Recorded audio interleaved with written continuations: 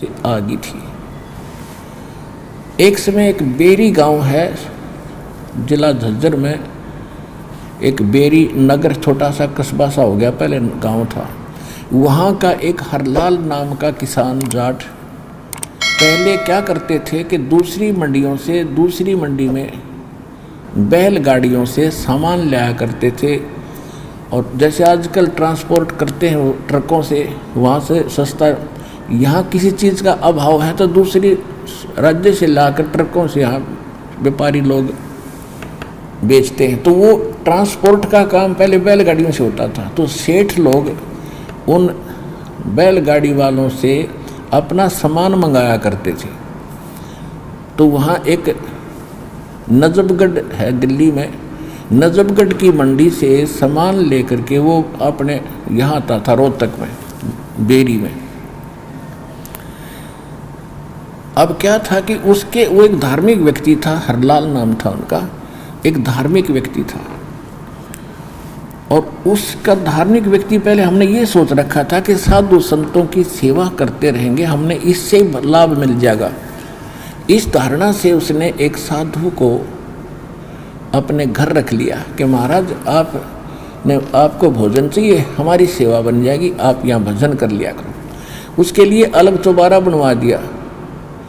वो महात्मा लाल कपड़ों वाला उसमें अपना बैठे भक्ति करे, वो पूरा परिवार उसकी सेवा करे, अपना टाइम पास करे। तो उसने सोच लिया था कि इसी से हमारा कल्याण हो जाएगा। कुछ दिनों के बाद वो बाबा जी मर गया, संत। और वो मूर्ख क्या करता था, क्योंकि जहाँ भक्ति नहीं है वहाँ रुचि बनेगी ही नहीं, जहाँ ज्ञान नहीं, सच्ची भक्ति नहीं। और वो क्या करता था, बढ़िया सामान खावा था और कुआड़ बंद करके सो जावा था। और जब होता भी खाने का समय हो गया, जब आसन पदम लगा कर बैठ जाए बोरी पे, और आने वाले घर वाले देखे महात्मा बड़ा भजन करता, कमाल कर रखा है इसने, तो और ज़्यादा सेवा करते थे। वो मृत्यु को प्राप्त हो गया। तो क्या हुआ, चलो ठीक है, तो अंतिम संस्कार करा उसको, तो हुई बात खत्म। अब कुछ दिनों के बाद क्या था कि वो हरलाल भगत नहीं यानी किसान ने एक बैल खरीदा, और वो बैल था गोरे कलर का। और वो ऐसा नालायक था, थोड़ी सी दूर चले था फिर बैठ जाता गाड़ी में, चले नहीं थी। फिर उसका लठ डंडे मार के फिर उठावा था, फिर थोड़ी बहुत देर चला था फिर बैठ जाता।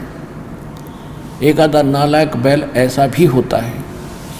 इसी प्रकार वो उससे अपना काम चला रहा था और कोई बैल लेने की हिम्मत थी नहीं, उसी से मार पीट के घसीट रहा था काम को। गरीबदास जी सुबह सुबह स्नान करने के लिए कुएं पर गए।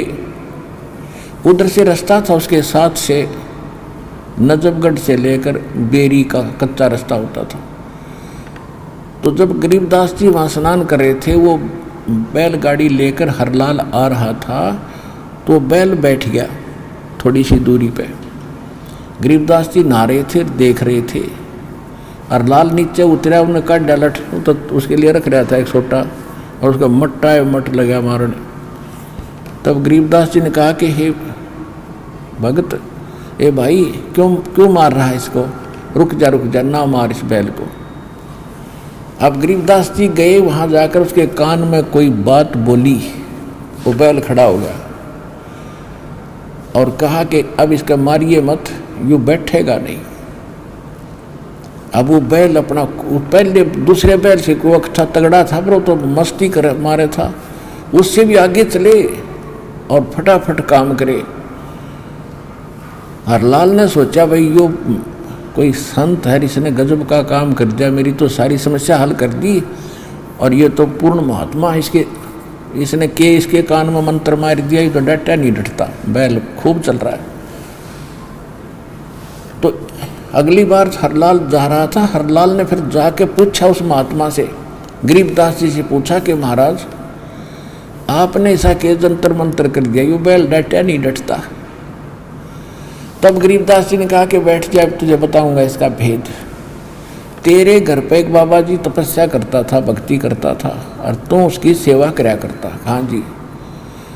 तो उस नालायक ने भक्ति करी नहीं, तेरा माल खावा था और सो जावा था।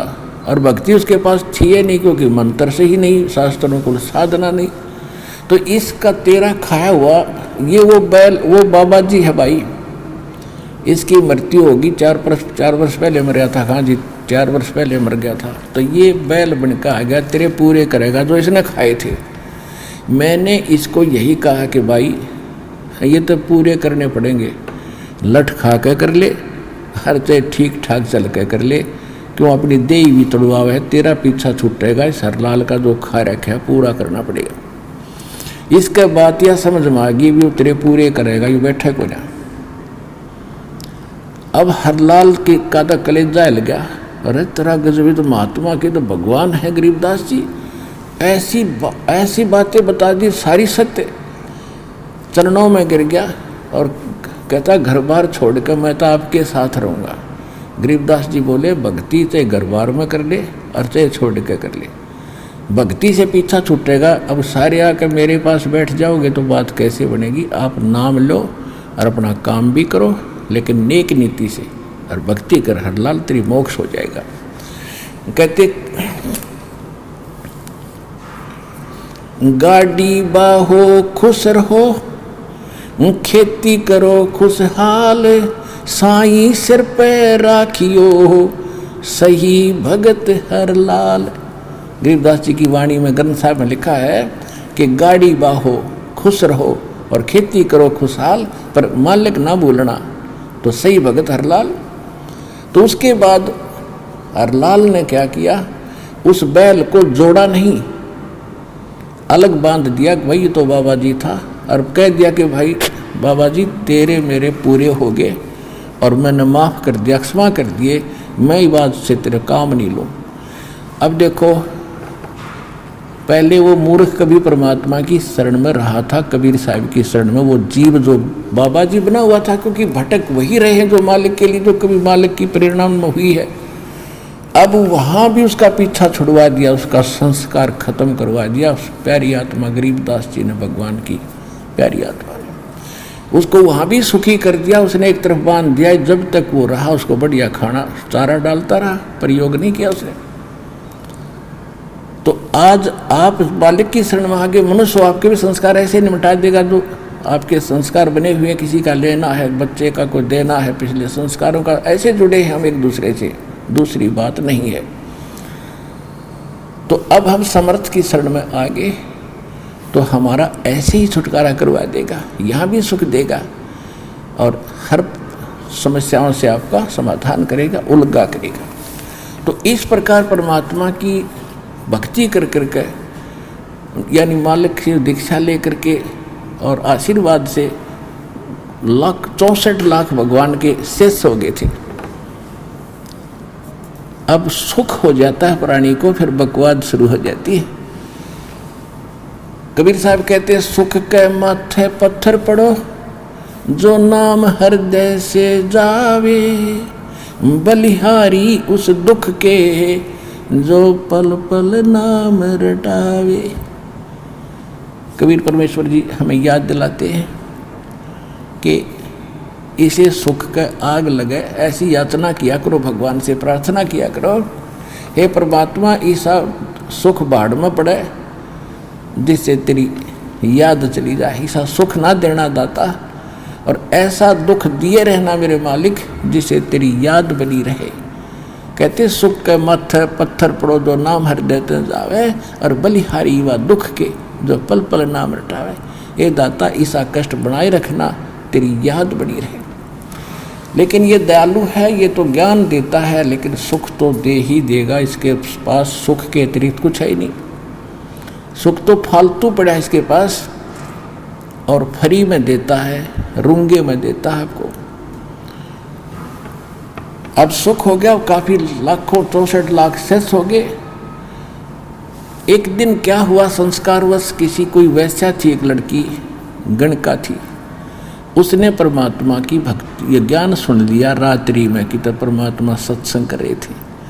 कहते सोशल छिद्र मैं करूँ अपने जन के काज। अब उस लड़की ने रात्रि के समय अपने मकान की खिड़की में झांकी में बैठ के सत्संग सुना। और पुण्यात्माओं, चाहे कसाई हो, चाहे कितना दुराचारी व्यक्ति हो, भगवान की कसक सबके अंदर एक अलग से रहती है। उसको कोई जगाने वाला नहीं है, आगे चार्जर लगाने वाला नहीं है, तो वो नष्ट हो जाती है, पशु पक्षियों की योनियों में चले जाते हैं। अब परमात्मा ने ज्ञान सुनाया सत्संग में, भाई मानुष जीवन दुर्लभ है, मिले न बारंबार, और तरवर से पत्ता टूट गिरे वो भौर नहीं लगता था। और मानुष जन्म पाके जो नहीं रटे हरि नाम, और जैसे कुआ जल बिना बनवाया क्या काम। तो उस बेटी का ऐसी कसक जागी, वो स्नान वगैरह करके नहा धो के और सत्संग में आ बैठी।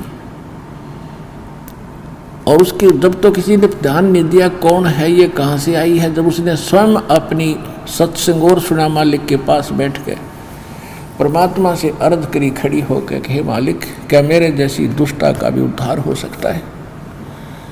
परमात्मा ने कहा, बेटा नौका का स्वभाव होता है दरिया से पार करने का, उसमें चाहे कोई पत्थर रख लो, चाहे उसमें कोई घास फूस हल्का रख लो, वो तो उसको पार करता ही करता है। और साबुन का स्वभाव है कि वो मैल को काटता ही काटता है। बता बेटी, ऐसा कौन सा दुख है कि मैं घनी पापन हूँ, अपराधन हूँ, और मैं ऐसे ऐसे इस नाम की वैश्या हूँ। उस नाम की वैश्या काशी नगर में घनी प्रसिद्ध।